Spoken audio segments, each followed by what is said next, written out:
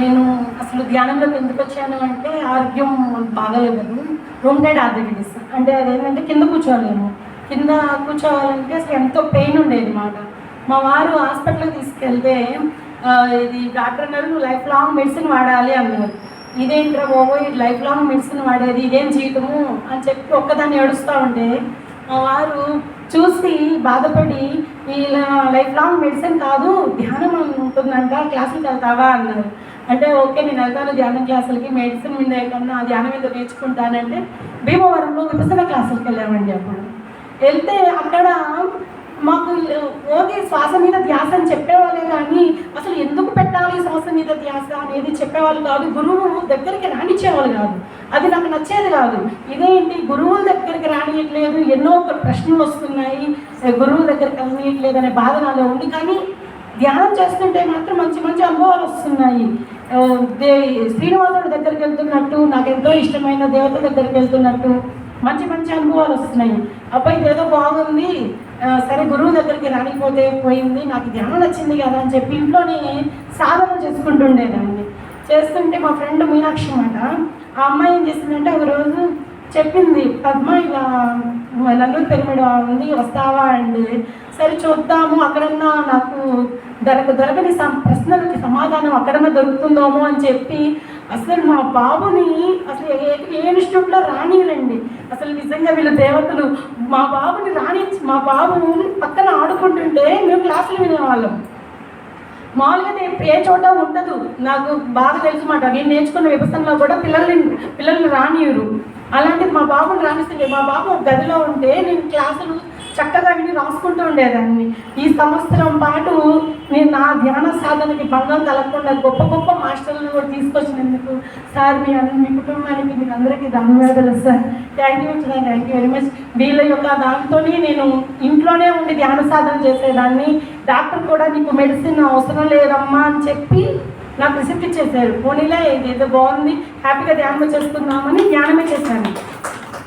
చేసినాక కరోనా టైంలో పత్రి గారు నాకు కనపడి నువ్వు సీతాయనం చెప్పాలి అన్నారు. సీతాయనం చెప్పాలి అంటే నాకన్నా గొప్ప మాస్టర్స్ ఉన్నారు, నేను కాదు ఇదేదో నా ఊహ అనుకుంటే మళ్ళీ వచ్చి నువ్వు ఎప్పుడు నిద్రపోతానే ఉంటావా, సీతాయనం చెప్పమన్నాను కదా అని చెప్పి అని అరిసాయి అనమాట. ఇదేంద్రో బాబు నేను ఇలా అరుస్తున్నారు, సరే మా వారికి చెప్తాను అని చెప్పి మా వారికి చెప్తే అప్పటికి కరోనా టైంలో క్లాసులు జరగట్లేదండి. ఇప్పుడు ఎవరికి నేను కలవాలి, ఇలా సారోము నన్ను సీతాయనం చెప్పమని అడుగుతున్నారే అని చెప్పి మా వారిని అడిగితే మా వారు నాకు సలహా ఇచ్చారు, యూట్యూబ్లో చెప్తావా అన్నారు. ఓకే ధైర్యం చేసి చెప్తాను అని చెప్పి నేను యూట్యూబ్లో సీతాయనం చెప్పడం స్టార్ట్ చేశాను. తర్వాత నా క్లాసులు విని పాపర్పల్లి మాస్టర్లు క్లాస్ ఇవ్వమ్మా అంటే వాళ్ళు క్లాస్ ఇచ్చాను.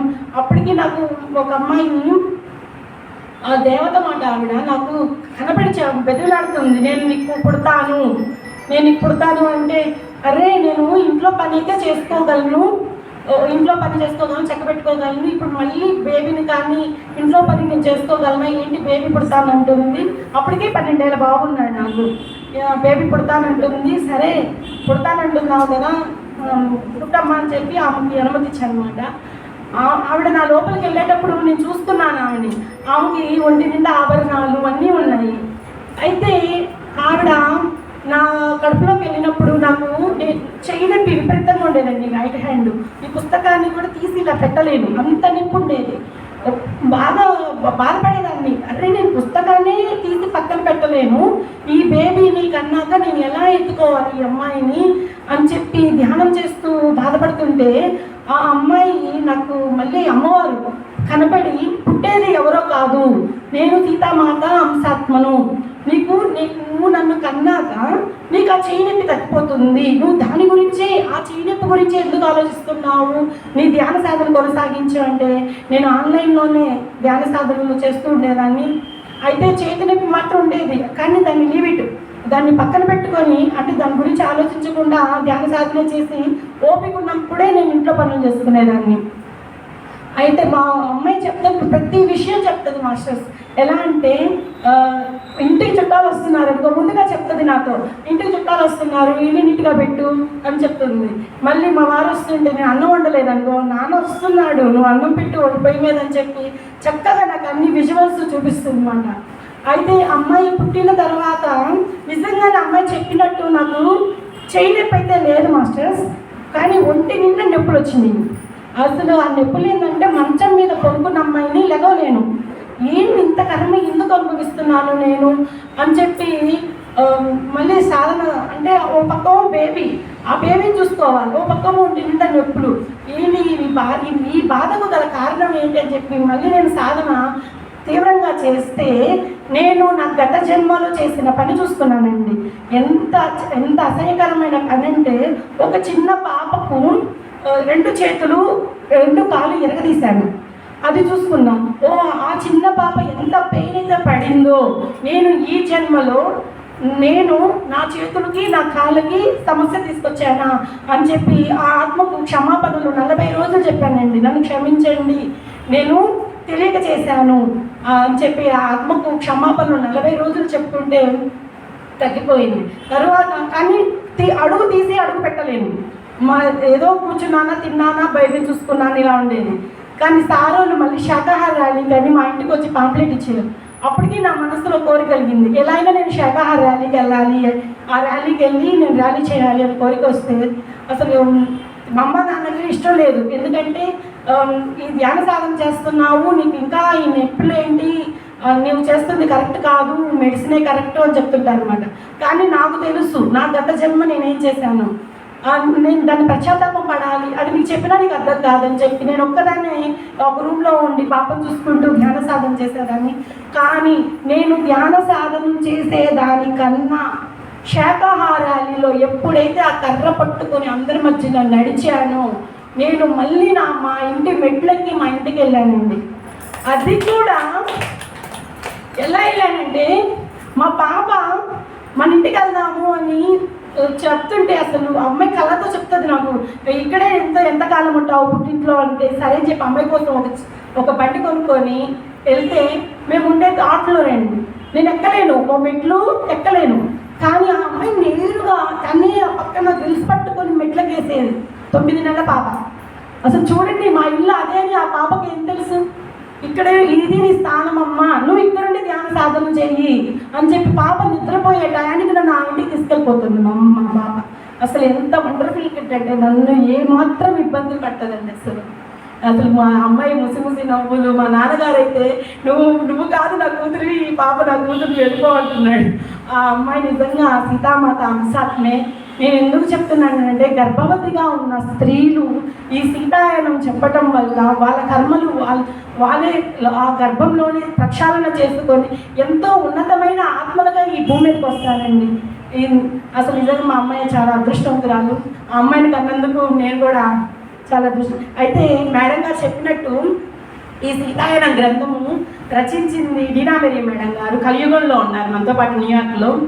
ఆ మేడం గారు జమ్మూ కాశ్మీర్లో రఘునాథ్ టెంపుల్లో లవకుశులు కట్టించిన రఘునాథ్ టెంపుల్లో రాముడు వారి విగ్రహం ఉంది. ఎప్పుడైతే తల ఉంచుతుందో ఆమె త్రేతాయుగంలోకి వెళ్ళిపోతుందండి.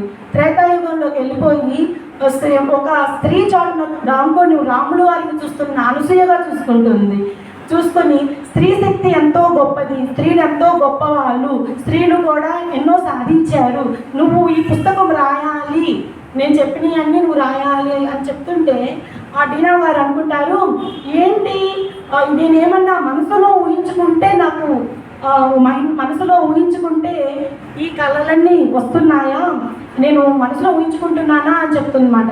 అంటే సీతమ్మ చెప్తుంది, కాదమ్మా ఇవన్నీ ఎవరికి తెలియని సీతమ్మ కదా. సీతమ్మ అంటే రాముడు గారు అగ్ని ప్రవేశం చేశారని, చాకల మాట విని మళ్ళీ అరణ్యానికి వెళ్ళారని అనుకుంటున్నారు. కాదు, స్త్రీలు ఎంతో గొప్పవాళ్ళు, నేను చెప్పినవన్నీ నువ్వు రాయాలి అని చెప్తే సీతామాత ధ్యానంలో చెప్పిన మాటలన్నీ కూడా ఈ డీనా మేడం గారు రాస్తారండి. అయితే ఈ డీనా మేడం గారు మిథిలా రాజ్యంలో జనక మహారాజు రాజ్యంలో పరిచారకులు అన్నమాట. అంటే పనమ్మాయి, పేద బ్రాహ్మణుల కుటుంబంలో పుడుతుంది. వీళ్ళకి శాపం ఉండటం వలన వీళ్ళకి శాపం కారణంగానే వీళ్ళకున్న శాపం కారణంగానే వీళ్ళు పరిచారకులుగా ఆ రాజ్యంలో మిథిలా రాజ్యంలో ఉంటారు. అయితే ఆ మీనాక్షికి ఈ గచ్చు శుభ్రం చేసే పని అనేది ఆమెకు ఇష్టం ఉండేది కాదు. వీళ్ళ నాన్నగారు ఎప్పుడు అలాంటి పనుల్లోనే ఉంటారు. మీనాక్షి ఒకటే ఉంటుంది. మీనాక్షికి అన్నా చెల్లెలు కానీ ఎవరు లేరు, తండ్రి గారు ఒక్కలే. మీనాక్షి కుటుంబంలో మీనాక్షి తండ్రి గారు. అయితే మీనాక్షి ఎప్పుడు చూసినా తన పనులు తానే చేసుకొని ఒక్కటే తన గదిలోకి వెళ్ళి బాధపడుతూ ఉంటుంది మాస్టర్స్. ఆ అమ్మాయికి ఎందుకంటే ఆ అమ్మాయికి ఎవరితో కలవడం కూడా ఇష్టం ఉండేది కాదు. ఆ అమ్మాయికి నేను ఒక్కదాన్నే అనే భావనలో ఉండేది. జనక మహారాజు భార్య పేరు సునయన. ఈవిడ కూడా ప్రజలను కన్నబిడ్డలా చూసుకుంటుంది మాస్టర్స్. పనిచేసే వాళ్ళను కూడా తక్కువ చూసేది కాదనమాట. వీళ్ళు ఈ పని చేశారు, మనము డబ్బులు ఇస్తే సరిపోతుంది కదా అని అనుకోదు. ఆమె తన 2 చేతులతో నమస్కారం చేసి కృతజ్ఞతా భావం చెప్తుంది. ఎందుకంటే వాళ్ళు ఆ పని చేయటం వల్లే కదా మన రాజ్యంలోకి ఎంతోమంది ఋషులు వచ్చి సత్సంగాలు సజ్జన సాంగత్యం చేస్తున్నారంటే మన రాజ్యంలో ఈ పరిచారకులు పరిశుభ్రంగా చేయడం వల్లే కదా అని చెప్పి ఈ సునయన మాత కూడా కృతజ్ఞతా భావన అనేది తెలుస్తుంది మాట. ఈ మీనాక్షి అనుకుంటుంది, ఈ మిథిలా రాజ్యంలో మా నాన్నగారి కంటే గొప్పగా పనిచేసే వాళ్ళు ఎవరూ లేరు. మా నాన్నే అన్ని పనులు తనవే అన్నట్లుగా చేస్తుంటాడు. మా నాన్నే గొప్పవాడు అని ఈ అమ్మాయి అనుకుంటుంది. ఈ అమ్మాయి వయసు 4 చిన్నపిల్ల మాట, మహా అయితే 8 సంవత్సరాలు ఉంటాయి అంతే. ఈ అమ్మాయి భావనలు అలా ఉంటాయి. కానీ వీళ్ళ నాన్నపై దుష్యంతుడు, ఈయన మాత్రం జనక మహారాజు అంటే అమితమైన ప్రేమ. ఎందుకంటే జనక మహారాజు రాజ్యంలో వీళ్ళకి ఈ దుష్యంతుడి కుటుంబానికి శాపం ఉంటుంది మాస్టర్స్. ఈ శాపం కారణంగా ఆ రాజ్యంలో ప్రజలు ఎవరు వీళ్ళని దగ్గరకు రానియరు.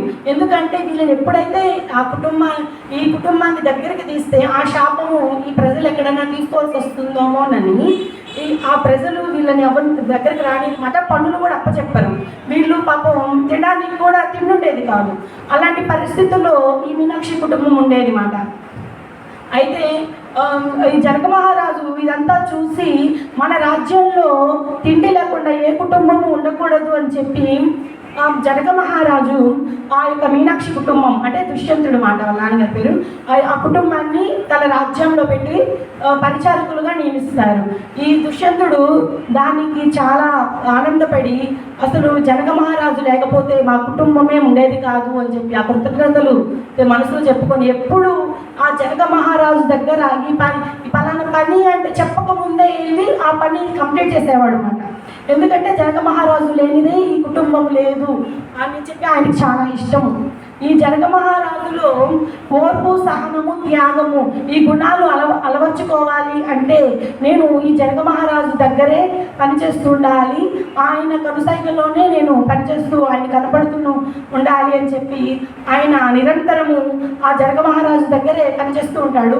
అక్కడున్న పరిచారకులందరికీ కూడా ఈ పని కంప్లీట్ చేయండి అని చెప్పి ఆదేశాలు ఇస్తుంటాడు అనమాట. వాళ్ళు చేయలేదు అంటే ఈయనే వెళ్ళి పరిగెత్తుకొని వెళ్ళి ఆ పని కంప్లీట్ చేస్తాడు. ఎందుకంటే జనక మహారాజు అంటే అంత ఇష్టము. అసలు జనక మహారాజు సునీనా మాతకు పిల్లలు లేరు. ఆయనకు వయసు మీరుతున్నా కానీ వాళ్ళ ధ్యాస అంతా ఎలా ఉంటుందంటే రాజ్యంలోని ప్రజలే మా బిడ్డలు, ఈ బిడ్డలకు కడుపు నిండా అన్నం ఉండాలి, ఈ బిడ్డలని మన బిడ్డలు అన్నట్టుగా ఎప్పుడు నిరంతరము ధ్యాన సాధనలే చేస్తుంటారు అన్నమాట.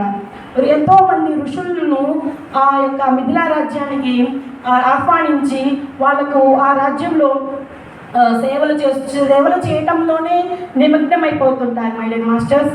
అంతేకాదు జనక మహారాజు ఎంత గొప్ప ధ్యాని అంటే ఒకరోజు ఏం జరుగుతుందంటే మిథిలా రాజ్యంలో వర్షాలు పడవమాట. వర్షాలు పడవకపోతే ఆయన ఎంతో దుఃఖం చెంది అయ్యో ఈ రాజ్యంలో వర్షాలు పడలేదు, మన ప్రజలకి ఆహారం ఉండదు, ఎలా మనము వర్షాలు కురిపియాలి ముందర ఈ భూమాత మీద అని చెప్పి ఆయన పంటలు పండని బీడు పట్టిన భూముల దగ్గరికి వెళ్ళి కొన్ని నెలల పాటే ధ్యాన సాధనలు చేస్తాడు. ఆ ధ్యాన సాధనలు చేస్తుంటే ఆ ధ్యానంలో నదమ్మ తల్లి ప్రత్యక్ష ప్రత్యక్షమయ్యి చెప్తుంది మాట, ఇదిగో ఈ నీటిని వాడుకో అని చెప్తుంటే ఫస్ట్ జనక మహారాజుకి అర్థం కాదు ఎలా వాడుకోవాలి ఈ నీటిని అని. అప్పుడు మళ్ళీ చెప్తుంది మాట నదమ్మ తల్లి, ఇదిగో ఇలా కాలువలో ఇలా ఏర్పాటు చేసుకోవాలి, ఈ కాలువలో ఇలా నీటిని మనము స్టోర్ చేసుకొని ఈ కాలువలో ఉన్న నీటిని మనము పంట భూములకు ఉపయోగించుకోవాలి అని చెప్పి ప్రతిదీ కూడా ధ్యానంలోనే ఆయనకు ఆన్సర్ వస్తుంది. మై డియర్ మాస్టర్స్, వర్షాలు పడలేదు అన్నా ధ్యానంలోనే ఆయనకు ఆన్సర్ వస్తుంది. మళ్ళీ పంటలు దున్నడానికి నాగలి, ఆ నాగలిని కనిపెట్టింది కూడా జనక మహారాజు. ఆయనకు నాగలి ఇలా ఉంటేనే పొలం దున్నుతారు అని చెప్పి పైలోక వాసులు వాళ్ళు చెప్తారన్నమాట. నాగలి ఇలా ఉంటేనే మనము మట్టిలో ఆ నాగలిని పెట్టి దున్నడానికి అనువుగా ఉంటుంది అని చెప్పి చెప్పడంతో ఆ నాగలిని కూడా కనిపెట్టింది ఈ జనక మహారాజే మాట. అంటే ప్రతి దానికి కూడా సమస్య వచ్చిందంటే, ఆ రాజ్యంలో ఏ సమస్య వచ్చినా కానీ ఆయన ధ్యాన సాధనలే చేసి దాంట్లో పరిష్కారం అనేది ఎత్తుకుంటారు అన్నమాట ఆయన. అయితే మన డీనా నాయరం గారు విధులలో మీనాక్షిగా ఉంటుంది. ఆమె పనులు చేసుకొని తన పనులు తాను పూర్తి చేసుకొని గదిలోకి వెళ్తుంది అన్నమాట. మిగతా తోటి పరిచారకులతో ఉండదు ఈ అమ్మాయి. ఎందుకంటే వాళ్ళ నాన్నగారు కూడా ఎప్పుడు చూసినా పనే ముఖ్యము, పనే దైవము అని చెప్పిన అలానే పెంచుతారు. ఈ అమ్మాయి కూడా తోటి పరిచారకులతో ఎవరితో అంతగా కలవదు. అయితే ఒకరోజు వాళ్ళ నాన్నగారు ఏం చేస్తారంటే నేల మీద వంగి కూర్చొని నేలని బాగా రుద్దుతూ ఉంటాడు. రుద్దుతూ ఉంటే అమ్మాయి మీనాక్షి దూరం నుండి చూస్తుంది మాట. చూసి అరే మా నాన్నకి అంత బాగా లేదు, అనారోగ్యంగా ఉన్నాడు, దగ్గుతున్నాడు, ఆ శ్వాస తీసుకోవడం కూడా ఇబ్బందిగా ఉంది, అయినా కానీ ఆ నేల మీద వంగి కూర్చొని రుద్దుతున్నాడు, ఈ రాజ్యంలో ఇంకెవరు పరిచారకులు లేరా అని చెప్పి ఆయన దగ్గరికి వెళ్ళి అడుగుతుంది. అడగగానే దుష్యంతుడు అంటే మీనాక్షి తండ్రి గారు అంటారు, నువ్వు వెళ్ళు ఇక్కడి నుంచి, నా పని నన్ను చేసుకోనివ్వు అని చెప్పి గట్టిగా అరుస్తాడు. అరవగానే ఆ అమ్మాయి చాటు నుండి చూస్తుంది మాట. అయ్యో మా నాన్నగారికి ఆరోగ్యం బాగాలేదు, అయినా కానీ ఆయన పనే ముఖ్యము, పనే దైవం అని చెప్పి ఆ నేలను రుద్దే పనిలోనే ఉన్నాడు అని చెప్పి బాధపడుతూ ఉంటుంది మాట. అమ్మాయి బాధపడడం చూసి అక్కడే పనిచేసే పరిచారిక, అమ్మాయి పేరు అదితి, ఆ అమ్మాయి వచ్చి అడుగుతుంది మాట, ఏంది మీ అక్ష ఎందుకు బాధపడుతున్నావు అంటే, చూడు మా నాన్నగారి ఆరోగ్యము అంత బాగా లేదు, అయినా కానీ ఆ పని తనే చేయాలని చేస్తున్నాడు, ఇక్కడ ఇంకెవరు పరిచారకులు లేరా, చెబితే వినడు, నన్ను వెళ్ళిపోమంటున్నాడు అంటే ఆ అమ్మాయి చెప్తుంది మాట, అదితి ఈరోజు ఆ గచ్చును శుభ్రం చేసే అమ్మాయి రాలేదు, ఆ గచ్చులు శుభ్రం చేసే అమ్మాయి రాలేదు కదా, ఆ పని అందుకే మీ తండ్రి గారు తన మీద వేసుకొని చేస్తున్నాడు. దీంట్లో ఇప్పుడు ఆ గచ్చు శుభ్రంగా ఉంటేనే కదా పురుషులు వచ్చి సత్సంగాలు చేసేది, ఆ పని చేయని మీనాక్షి దాని గురించి అంతగా ఆలోచించద్దు అంటే, కానీ అమ్మాయిలో మాత్రం మా నాన్నకు ఆరోగ్యం బాగోలేదనే ఉంటుంది. వాళ్ళ నాన్నని అడుగుతుంది మాట, వాళ్ళ నాన్న గదిలోకి రాగానే అడుగుతుంది, ఏమని, నాన్న మీకు ఇంత ఆరోగ్యం బాగలేదు కదా, మీరే ఎందుకు ఈ పని చేయాలి అని అంటుంది. అంటే సరే నాకు ఆరోగ్యం బాగాలేదు, మరి నువ్వు చేయొచ్చు కదా, నువ్వు పన్నమ్మాయివే కదా అంటాడు. ఆ మాటలకి ఆ అమ్మాయి బాధపడుతుంది మాస్టర్స్. ఎందుకంటే ఒక బ్రాహ్మణ కుటుంబంలో పుట్టిన మనము గచ్చు శుభ్రం చేసే పనిలో ఉండాలా అని అడుగుతుంది. అంటే బ్రాహ్మణులు అంటే ఏదో గొప్ప కులం అనుకుంటుంది ఆ అమ్మాయి. ఆ మాటలకి ఈ దుష్యంతుడికి మీనాక్షి తండ్రి గారికి కోపం వస్తుంది. ఎందుకంటే ఈ బ్రాహ్మణులమైతేనేమి గచ్చు శుభ్రం చేయకూడదా, ప్రతి పని కూడా గొప్పదే, ప్రతి పని కూడా గొప్పదే, ఏ పని తక్కువ కాదు, ఇది ఎందుకు తక్కువ పని అనుకుంటున్నావు నువ్వు, ఒకసారి మన జనక మహారాజును చూడు, మన జనక మహారాజు మిథిలా రాజ్యానికే రాజు అయినప్పటికీ ఆయన సింహాసనం మీద కూర్చొని ఆదేశాలు ఏమి ఇవ్వడు, మీరు ఆ పని చేయండి ఈ పని చేయండి అని ఆదేశాలు ఇవ్వడు. ఆయన మధ్యాహ్నం వేళ కూడా పంట భూముల దగ్గరికి వెళ్ళి ఆ నాగలిని పట్టుకొని దున్నుతాడు. దున్ని ఈ విత్తనాలను ఇలా నాటితేనే పంటలు బాగా వృద్ధి చెందుతాయి, ఈ పంటలు బాగా వృద్ధి చెందాలి అంటే మనము ఇలా పని చేయాలి అని చెప్పి ఆ పంట భూముల్లో దిగి ఆ నాగలిని తానే మోసుకొని, ఆయన మొయ్యలేడు, చూడటానికి సన్నగా ఉంటాడు, కానీ ఆ నాగలిని ఎత్తలినంత బరువు లేకపోయినా కానీ ఆయన యొక్క ఆత్మశక్తితో ఆ నాగలిని భూమిలో పెట్టి పొలం దున్నుతున్నాడు. మరి నువ్వేమో మనం బ్రాహ్మణులం కదా అని అంటున్నావు, ఈ పని ఒక జనక మహారాజు చేసే పని ఒక రాజు చేసే పనేనా అని అడుగుతాడు మాస్టర్స్. అంటే ఇక్కడ మనం ఏం తెలుసుకోవాలి, ప్రతి పని గొప్పదే. ఎందుకు ఈ పని గొప్పది, ఈ పని నీచమైనది అని ఎందుకు అనుకుంటున్నావు? నీలో ఈ భావాలను మార్చుకో. మన జనక మహారాజు నేర్పిన ఈ జ్ఞానాన్ని నేర్చుకో అని చెప్తాడు మాట. ఈ అమ్మాయి వయసు చిన్నది కదా, సరే నాన్న మీరు చెప్పినట్టే వింటాను, ఇది ప్రతి పని గొప్పదే అని చెప్పి వెళ్ళిపోతుంది. ఒకరోజు ఈ అమ్మాయికి తోటి పరిచారకులు నదీ స్నానానికి బయలుదేరుతారు మాస్టర్స్. నదీ స్నానానికి బయలుదేరుతూ మీనాక్షిని కూడా పిలుస్తారు. మనము నది దగ్గరికి వెళ్ళి స్నానం చేద్దాం రా మీనాక్షి అని చెప్పి పిలుస్తుంటారు అన్నమాట. పిలిస్తే ఆ మాటలకు దుష్యంతుడు చెప్తాడు, మీనాక్షి నది స్నానానికి వద్దకు వెళ్ళి నది దగ్గరికి వెళ్ళి అర్హత కూడా లేదు అంటాడు. ఆ మాటలకి ఈ అమ్మాయికి అసలు ఎలా ఏడుపు వస్తుందంటే, ఇదేంటి నేను ఎవరితో అంతగా ఉండను, నా తోటి పరిచారకులు అందరూ ఎంతో ఆనందంగా సంతోషంగా పనిచేసుకుంటూ వాళ్ళ ఇళ్ళకి వెళ్తున్నారు, నేను ఎప్పుడు ఇక్కడే ఒక గదిలోనే ఒంటరిగా ఉంటున్నాను, సరదాగా ఆ నది దగ్గరికి వెళ్తాను అంటే నన్ను నది దగ్గరికి వెళ్ళనీడేంది అని చెప్పి అడుగుతుందన్నమాట. నాన్న నేను అందరితో పాటు సరదాగా వెళ్తానా అంటది. ఆమె చెప్తాడు, నువ్వు నది స్నానం కదా, ఆ నది దగ్గరకు కూడా వెళ్ళకూడదు, ఎందుకంటే మనకు శాపం ఉంది, ఆ శాపము వల్ల నువ్వు ఎక్కడికి వెళ్ళకూడదు, నువ్వు ఇక్కడే ఉండు అంటాడు. అది ఏంటి నాన్న అని అడుగుతుంది. మనకున్న శాపము మరి ఎవరూ మార్చలేరు, జనక మహారాజు మార్చలేరు, నేను మార్చలేను, నువ్వు నది స్నానానికి వెళ్ళకూడదు అంటుంది అని మళ్ళీ చెప్తాడు అనమాట. ఈ అమ్మాయిలో వెళ్ళాలని ఆశ ఉన్న ఈ అమ్మాయిని వెళ్ళనీయకుండా చేస్తాడు దుష్యంతుడు.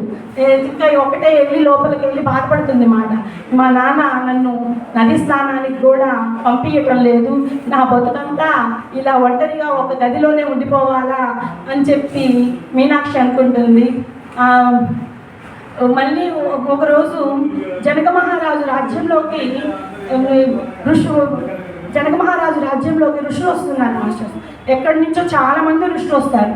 జనక మహారాజు అంటేనే ఎప్పుడు చూసినా ఋషులతో ఉంటారు. ఆయన గొప్ప గొప్ప సత్సంగాలు, సజ్జన సాంగత్యము అంటేనే ఆయనకి చాలా ఇష్టము. ఎప్పుడు అతిథులు ఈ ఋషులు వస్తున్నారని చెప్పి ఈ పరిచారకులందరూ కూడా వాళ్ళకు ఆసనాలు వేయడానికి సిద్ధంగా ఉంటారు. అయితే యథావిధిగానే ఈ ఒక అమ్మాయి రాకపోయేసరికి ఈ యొక్క మీనాక్షి తండ్రి గారు ఈ అమ్మాయి రాలేదు అని వేరే అమ్మాయిని పెట్టకుండా ఆ పని నేనే కంప్లీట్ చేస్తాను అని చెప్పి ఆ యొక్క మళ్ళీ ఆ నేలను ఆ గచ్చును శుభ్రం చేసే పనిలో నిగ్నమైపోతాడు. దగ్గుతూ ఆయాసపడుతూ శ్వాస తీసుకోవడానికి కూడా చాలా ఇబ్బందిగా ఉంటుంది. ఈ మీనాక్షికి అది చూసి, అరే మా నాన్నకి ఎన్నిసార్లు చెప్పినా ఆ పనిలోనే ఉంటాడే, ఎప్పుడు చూసినా ఆయనకు ఆరోగ్యం బాగలేదు, ఆ స్థానంలో ఇంకొకరు ఎవరినైనా పెట్టచ్చు కదా అని చెప్పి అనుకుంటా ఆ దుష్యంతుడు అంటే మీనాక్షి తండ్రి గారు అన్నమాట, ఆయన పక్కన నిలబడి అనుకుంటుంది. ఆయన దుష్యంతుడు ఆ అమ్మాయి మనసులో మనోభావాలు అర్థమయ్యి అడుగుతాడనమాట. నేను చెప్పాడు కదా ప్రతి పని గొప్పదే అని, మీనాక్షి ఈ పని నువ్వు చేస్తావా అని అడుగుతాడు. అంటే లేదు అంటూ పరిగెత్తుకుంటూ వెళ్ళిపోతుంది అన్నమాట. అమ్మాయికి గచ్చు శుభ్రం చేయడం అనేది ఇష్టం ఉండేది కాదు. ఇంకా అందుకని సరే యథావిధిగానే ఈయన ఆ పని చేస్తాడు. ఋషులందరూ వచ్చి ఆ యొక్క ధ్యాన సాధనలు కొనసాగించినాక అన్నీ సర్దుతారు కదా, అప్పుడు మళ్ళీ వెళ్ళి అడుగుతాడు అన్నమాట. చెప్తాడు, ఎందుకు నువ్వు ఈ గచ్చు శుభ్రం చేసే పనిని అదేదో చెడ్డ పని అని నేను ఎందుకు అనుకుంటున్నావు? మన జనక మహారాజును చూసి మనం ఎంతో నేర్చుకోవాలి, సునియనా మాతను చూసి మనం చాలా నేర్చుకోవాలి, కృతజ్ఞత అనేది కూడా ఆమె నుంచి నేర్చుకోవాలి. మన ఈ రోజున ఇక్కడ ఉన్నాము అంటే ఈ జనక మహారాజు సునియనా మాత దయవల్లే. అది నువ్వు గుర్తుంచుకో. మనల్ని ఎవరు దరిచేరనివ్వలేదు. ఒకవేళ అక్కడికి వెళ్తే వాళ్ళ దగ్గర ఎవరికైనా ఇంటికి వెళ్తే మనకున్న శాపము వాళ్ళకి ఎక్కడ తగులుతుందోమోనని వాళ్ళు మనల్ని దగ్గరికి రానిలేదు. మనకు తినడానికి కూడా తిండి లేదు. మనము జనక మహారాజు మహారాజు ఈ సునియనా మాతకు రుణపడి ఉన్నాము, నువ్వు ఇది గుర్తుంచుకో, ఎందుకు రేపు నుంచి నువ్వు ఈ గచ్చు శుభ్రం చేసే పనిలోనే ఉండాలి అని చెప్పి ఆ పని అప్పగిస్తాడు అనమాట. దుష్యంతుడు పని ఏంటంటే అక్కడ పనిచేసే పరిచారకులకు విధులు, అంటే పలానా చోట పలానా పని చెప్పే పని మాట. అలా పనిలో ఈ అమ్మాయి పని నీచమైంది అనుకుంటుంది. ఈ అమ్మాయిలో ఈ భావాలు పోగొట్టాలి అంటే ఈ అమ్మాయి ఈ పనే చేయాలి అని చెప్పి అమ్మాయికి ఇష్టం లేకపోయినా కానీ గచ్చు శుభ్రం చేసే పనిని ఈ మీనాక్షికి ఈ దుష్యంతుడు అప్పగిస్తాడనమాట. అప్పగిస్తే ఈ అమ్మాయి ఎంతో బాధతో, అసలు మా నాన్నను శిక్షిస్తున్నాడా ఏంటి, మా నాన్నకి నా మీద ఇంత ద్వేషము, నాకు ఇష్టం లేని పనిని అప్పగిస్తున్నాడు అని చెప్పి ఆ కంట నిండా కన్నీళ్లతోనే ఆ గచ్చుని శుభ్రం చేసే పనిలో ఈ మీనాక్షి ఉంటుంది అన్నమాట. అయితే ఒకరోజు ఈ మీనాక్షి తన పనులు తాను పూర్తి చేసుకొని తన గదిలో ఉంటుంది అన్నమాట. ఉంటే ఆ అమ్మాయిని ఇష్టపడే ఒకే ఒక పరిచారిక ఎవరంటే అదితి. ఆ అమ్మాయి మీనాక్షిని చూడాలని తన గదిలోకి వెళ్తుంది. గదిలోకి వెళ్ళంగానే ఆ అమ్మాయి చాలా చక్కగా సామాన్లు సర్దుకుంటుంది మాస్టర్స్. అది చూసి అసలు ఎంత బాగా సామాన్లు సర్దుకున్నావు, నువ్వు ఎవరైతే ఇంటికి వెళ్తావో వాళ్ళు చాలా అదృష్టవంతులు మీనాక్షి అంటుంది. ఆ మాటలు దుష్యంతుడికి వినపడతాయి, మీనాక్షి తండ్రి గారికి. వినపడంగానే అదేంటి మీనాక్షి వివాహం చేసుకోవటం ఏంటి అని చెప్పి పెద్దగా అరుస్తాడు. మీనాక్షి పెళ్లి చేసుకోదు, మీనాక్షి జీవితంలో పెళ్లి అనే ప్రస్తావన కూడా లేదు అంటాడు. ఆ మాటలకి ఈ అమ్మాయికి చాలా బాధ కలుగుతుంది. ఎందుకంటే ఈ అమ్మాయి పుట్టిన దగ్గర నుంచి దుఃఖంలోనే ఉంది. ఎప్పుడు చూసినా పని చేస్తుంది, తన గదిలో ఒంటరిగా ఉంటుంది. తోటి పరిచారకులతో సరయూ నది దగ్గరికి వెళ్ళాలన్నా నది దగ్గరకు కూడా వెళ్ళనీడు. అదేమనంటే నువ్వు మనకు దురదృష్టము వెంటాడుతుంది అని చెప్తాడనమాట.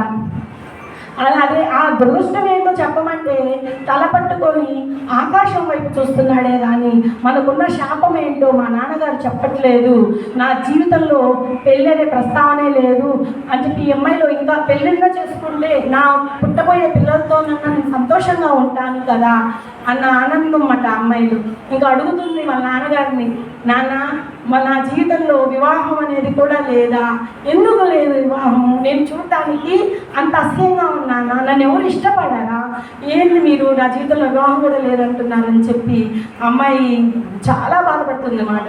అమ్మాయి బాధపడితే చెప్తాడు, మా వివాహం చేసుకుంటే నీకు పిల్లలు పుడతారు, ఆ పిల్లలు కూడా మనం ఏదైతే శాపం మోస్తున్నామో ఆ శాపము నీ పిల్లలు కూడా మోస్తారమ్మా, అది నాకు ఇష్టం లేదు, అందుకని నీ జీవితంలో వివాహం అనే ప్రస్తావన నువ్వు తీసుకురావద్దు అని చెప్తాడనమాట. ఇంక ఈ అమ్మాయి పాపం బాధపడుతుంది అన్నమాట. నా జీవితం అంతా ఇంతే, ఒంటరి జీవితం, ఫ్రెండ్స్ లేరు, అందరిలాగా నది దగ్గరికి వెళ్ళి స్నానం చేయడం లేదు, వివాహం అనేది కూడా లేదు అని చెప్పి ఈ అమ్మాయి ఒక్కటే తన గదిలో ఉండి దుఃఖంలోనే ఉంటుంది. మేడం మాస్టర్స్, ఈ కథ రాసిన డీనా మెరీ మేడం గారు గత జన్మలో త్రేతాయుగంలో మీనాక్షి ఆమె కథ. అయితే ఒకరోజు యథావిధిగానే అసలు కొన్ని వారాలుగానే ఈ జనక మహారాజు రాజ్యంలోని వదిలి సత్సంగాలు మాట ధ్యాన సాధనలు చేయడానికి అడవులకు వెళ్తుంటారు. ఆయనకి పిల్లల పట్ల కూడా తనకి కన్న బిడ్డలు కావాలి అనే ఆశ కూడా లేదు. ఎప్పుడు చూసినా ప్రజలకు ఆహారం ఉండాలి, ఎటువంటి సమస్యలు ఉండకూడదు, ఇవన్నీ ఉండాలి అంటే మనము ధ్యాన సాధనలు చేయాలి అని చెప్పి ఈ జనక మహారాజు అడవులకు వెళ్ళి సత్సంగాలు ధ్యాన సాధనలే చేస్తుంటారు అనమాట. ఈ దుష్యంతుడు కూడా జనక మహారాజు ఎప్పుడు వస్తారు, ఈయన వారం అయ్యింది, ఆయన దర్శనం చేసుకుంటే కానీ నాకు మంచి నిద్ర పడుతుంది అని చెప్పి అసలు నిద్రపోకుండా కూడా ఈ యొక్క దుష్యంతుడు జనక మహారాజు కోసం ఎదురు చూస్తూ ఉంటాడు. అంత ప్రేమ మాట ఈ జనక మహారాజుకి, జనక మహారాజు అంటే దుష్యంతుడికి. అయితే మై డియర్ మాస్టర్స్, ఒకరోజు ఈ యథావిధిగానే మనకి వర్షాలు పడలేదంటే జనక మహారాజు ఏం చేశాడు, ధ్యాన సాధనలే చేసి నదమ్మని ప్రత్యక్షం చేసుకున్నాడు. అయితే ఒకరోజు ఏం జరుగుతుందంటే ఆ నదిలో ఉన్న జలాలు కూడా అయిపోతాయి. అయ్యో ఇదేంటి, నదమ్మని ప్రత్యక్షం చేస్తున్నాను, నదీ జలాలు అయిపోయినాయి, నదీ జలాలు లేకపోతే పంటలు ఉండవు. మరి మళ్ళీ యథావిధంగానే పరిస్థితి వచ్చింది. ఎలాంటి పరిస్థితి? ఆహారం కొరత మాట. తినడానికి అన్నం లేదు. అందరూ మిథిలా రాజ్యంలోని ప్రజలకు కూడా తినడానికి ఆహారం లేదు. అరే ఈ కొరతను నేను శాశ్వతంగా పరిష్కరించాలి, మన రాజ్యంలోని ప్రజలకి పుష్కలంగా ఆహారం అందాలి. పుష్కలంగా ఆహారం అందాలి అంటే నేను తీవ్రమైన ధ్యాన సాధనలు చేయాలి అనే నిర్ణయం తీసుకుంటాడు. అయితే ఈ మిథిలా రాజ్యంలో ఆహార కొరత ఏర్పడింది అని ఈ మిథిలా రాజ్యానికి పక్కనే ఉన్న అయోధ్య రాజ్యానికి రాజు దశరథ మహారాజు ఆయన ఏం చేస్తా ఆయనకు అర్థమైపోతుంది మాట, మిథిలా రాజ్యంలో ఆహార కొరత ఏర్పడింది, వెళ్ళి మన రాజ్యము వెళ్ళి ఆ మిథిలా రాజ్యాన్ని ఆదుకోవాలి అని చెప్పి ఈ వరి పంటలు, ధాన్యాలు ఇవన్నీ కూడా మిథిలా రాజ్యానికి అందిస్తాడు. అయితే జనకుడిలో ఒకటి, ఏది ఉచితంగా తీసుకోకూడదు, నేను ఉచితంగా ఆ ధాన్యం నేను తీసుకోకూడదు అని చెప్పి మనసులో మదన పడుతుంటే అక్కడే ఉన్న వస్త్రకళలు, అస్త్ర ప్రదర్శనల, కుండలు తయారు చేయడము, వాణిజ్య సంపద అన్నీ చూస్తాడు మాట. ఎంతో చిత్రమైన బాగా రంగురంగుల పటాలు అవన్నీ చూస్తాడు. ఈ యొక్క చిత్రం గీయటము ఇలా ఉండాలి అనేది కూడా ఈ జనక మహారాజు ప్రజలకు నేర్పిస్తాడు. ఎందుకంటే వాణిజ్య సంపద వృద్ధి చెందింది అంటే ఈ సంపద తెలియదనుకోండి ఆహారం వస్తుంది కదా. అందుకని దగ్గర ఉండి తన ప్రజలకు ఈ కుండలు తయారు చేయడం కూడా నేర్పిస్తాడు అన్నమాట. ప్రతిదీ నేర్పిస్తాడు మై డియర్ మాస్టర్స్. వ్యవసాయం నేర్పిస్తాడు, కుండలు తయారు చేయడము. అసలు జనక మహారాజు అంటేనే ఒక గొప్ప యోగి. ఇంకా అప్పుడు ఎప్పుడైతే దశరథ మహారాజు ఈ యొక్క ఆహార ధాన్యాల స్థానంలో ఈ వాణిజ్య సంపదను తీసుకుంటాననగానే ఎంతో సంతోషంతో ఆహార పంట వస్తుంది, వాణిజ్య సంపద మన అయోధ్య రాజ్యానికి వెళ్తుంది మాట. ఈ సీతామాత రాముడు వారు పుట్టక ముందు నుంచే దశరథ మహారాజు జనక మహారాజు మంచి స్నేహితులు. చూడండి ఎంత బాగా ఆదుకున్నారో. వీళ్ళకి ఆహార కొరత ఏర్పడింది అనగానే చక్కగా వచ్చేసి ఆహార కొరతను తీర్చేస్తాడు. కానీ జనక మహారాజు వదలలేదు. పట్టు ఎలా పట్టాడంటే దీనికి శాశ్వత పరిష్కారం కావాలి, నాకు ఎంతకాలము నీ ఆహార కొరత ఉండాలి ఈ మిథిలా రాజ్యానికి, ఈ శాశ్వత పరిష్కారం కావాలి అంటే ఈయన ఒక నిర్ణయం, గొప్ప ధ్యానం చేసి ఈ యొక్క పంటలు పండాలి అంటే ఈ భూమి మీదకు సాక్షాత్తు ఆ ఆది పరాశక్తి అయిన మాతను, లక్ష్మీమాతను ఈ భూమి మీదకు తీసుకురావాలి అని నిర్ణయం తీసుకుంటాడు మేడం మాస్టర్స్.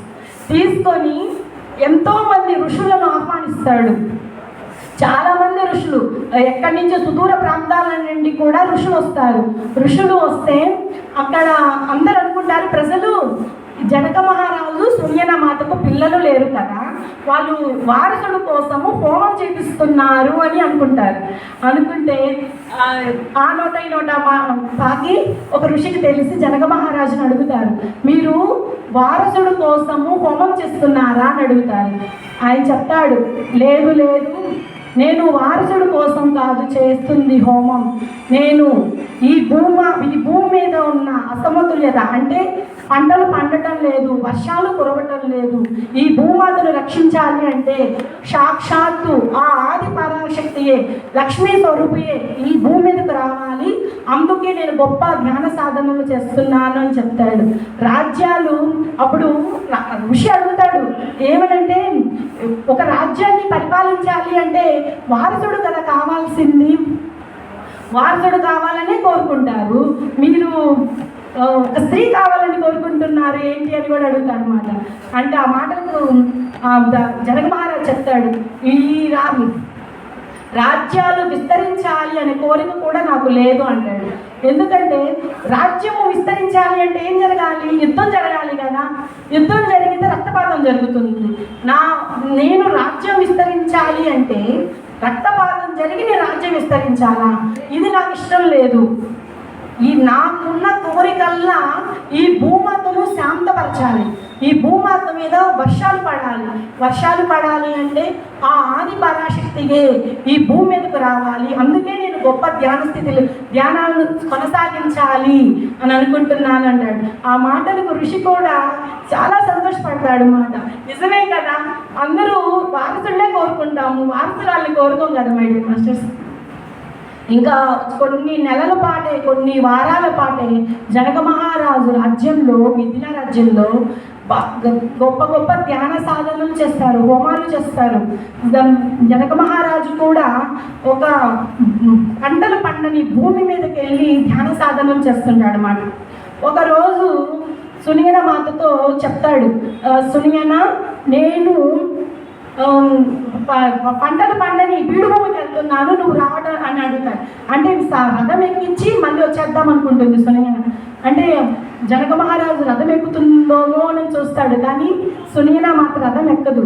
ఇంకా జనక మహారాజు అడుగుతాడు, నేను ఈ భూమాతను శాంతపరచడానికి ఒక కుమార్తె కోసము ఆ పంట భూమికి వెళ్తున్నాను, నువ్వు నాతో వస్తావా అని అడుగుతాడు. అసలు ఏ తల్లికైనా నిజంగా ఒక బిడ్డను కంటనే కదా అదృష్టము. ఆమె ఎంతో ఆనందంగా, ఎంతో సంతోషంగా నాకు ఒక కుమార్తె పుడుతుంది అని చెప్పి ఆ రథం ఎక్కి ఆ పంటలు పండని భూమికి వెళ్తున్నారు అన్నమాట. వెళ్తే అక్కడ జనక మహారాజు చెప్తాడు, ఏమని, నేను గొప్ప ధ్యాన స్థితిలోకి వెళ్తాను, నేను నీకు కొన్ని మంత్రాలు చెప్తాను, అవి నువ్వు పఠిస్తూ ఉండాలి. ఎప్పుడైతే నువ్వు ఆ మంత్రాలు పఠిస్తూ ఉంటావో ఈ యొక్క శక్తి పెరుగుతుంది, నేను కూడా గొప్ప ధ్యానంలోకి వెళ్ళిపోతాను అని చెప్పి వాళ్ళు ధ్యాన స్థితిలోకి వెళ్ళిపోతారు అన్నమాట. జనక మహారాజు ఉదయం మొదలు పెడతారు, మధ్యాహ్నం అవుతుంది, సూర్యుడు నడినెత్తునికి వస్తాడు, అయినా కానీ సునియన మాత మంత్రాలు ఆపదు, ఈ జనక మహారాజు ధ్యాన సాధన ఆపడు. రాత్రి అవుతుంది, మంత్రాలు చదువుతానే ఉంటుంది, జనక మహారాజు ధ్యాన సాధన చేస్తుంది. ఒక రోజంతా సునియన మంత్రాలతోనూ జనక మహారాజు ధ్యాన సాధనతోనూ ఆ పంటలు పండని ఆ భూమి మీద ఈ యొక్క ధ్యాన సాధనలను చేస్తారు మై డియర్ మాస్టర్స్. అయితే ఎప్పుడైతే ఉదయం అవుతుందో, సూర్యకిరణాలు ఆ జనక మహారాజు మీద పడుతుంటే సునియన మాతకు ఒక ఏడుపు శబ్దం వినబడుతుంది. ఆ ఏడుపు శబ్దం ఎలా ఉంటుందంటే ఈ ప్రపంచం కోసం పిలిచే గానంలాగా, మధురమైన గానంలాగా ఉంటుంది. ఆవిడకి అర్థమైపోతుంది, ఈ భూమి మీదకు ఒక మాత వచ్చేసింది, నాకు పసిపిల్ల ఏడుపు వినపడుతుంది, నేను వెళ్ళి జనక మహారాజును లేపుతాను అని చెప్పి జనక మహారాజును లేపే లోపలే జనక మహారాజు కూడా ధ్యాన సాధనలో చూసుకుంటాడు. ఏంటంటే ఒక బంగారు పేటికలో మన సీతమ్మను, ఒక పసిబిడ్డను చూసుకుంటాడు. చూసుకొని పలానా చోటన ఆ పెట్టుందని చెప్పి తానే స్వయంగా చెక్కిన ఆ నాగలిని తీసుకొని ఆ పంటలు పండని భూమి మీద ఎప్పుడైతే ఒక అంటారో ఆ పెట్టె బయటకు వచ్చేస్తుంది మేడం మాస్టర్. దాంట్లో మన కోసము, ఈ భూమాత కోసము ఎంతో ఆనందంగా, ఎంతో నవ్వుతూ, చిరునవ్వులు నవ్వుతూ ఆ యొక్క ఆడ శిశువు చేతిలో తీసుకుంటారు. ఆ ఆడ శిశువుని ఎప్పుడైతే జనక మహారాజు సునియన మాతలు చేతిలో తీసుకుంటారో అసలు ఎప్పుడూ పడని వర్షం అన్నమాట, కుండపోత వర్షం. ఆ వర్షానికి నదులే పొంగి పొర్లాయి అన్నమాట. మొన్నటిదాకా వర్షాలు లేవు కదా, ఇప్పుడు ఆ యొక్క నది నీటి కూడా అసలు తడిసి ముద్దైపోతారు. ఆ పక్కనున్న ఎడారి జీవులు కూడా, చిన్న చిన్న జంతువులు అవన్నీ కూడా ఎంతో ఆర్తితో ఆ యొక్క జనక మహారాజు దగ్గరికి వస్తారన్నమాట. వచ్చి వాళ్ళ యొక్క బాధను చెప్పుకుంటారు. మనుషులైనా నీటితో ఇబ్బంది పడేది, జంతువులు కూడా ఇబ్బంది పడతాయి కదా, ఆ జంతువులు ఎంతో కృతజ్ఞతా భావంగా చూస్తుంటారు అన్నమాట. మా కోసము మీరు ఇంత ధ్యాన సాధన చేసి మీ వర్షం కురిపించారా, మీకు ఎంతో కృతజ్ఞతలు అని చెప్పి ఆ జంతువులన్నీ కూడా ఆ జనక మహారాజు సునియన మాత చుట్టూ గుమిగూడతాయి మై డియర్ మాస్టర్స్. గుమిగూడగానే ఎంతో ఆనందం మాట, వర్షం బాగా పడుతుంది కదా. అప్పుడు జనక మహారాజు చెప్తాడు, ఈ మాత నా కోసం కాదు, నా కోసమే కాదు, మీ అందరి కోసం, మనందరి కోసం ఈ భూమి మీద ఉన్న సకల జీవుల పట్ల ప్రేమను పంచడానికే ఆ ఆది పరాశక్తిగా మన కోసం సీతామాతగా ఈ మిథిలా రాజ్యానికి వచ్చింది అని చెప్పి ఎంతో ఆనందంగా చెప్తాడు మేడం మాస్టర్స్. ముందు ముందు సీతమ్మ వివాహం అన్నీ కదిలిస్తుంది. Thank you masters. నాకు ఈ అవకాశం ఇచ్చినందుకు మీకు అందరికీ కృతజ్ఞతలు. Thank you masters.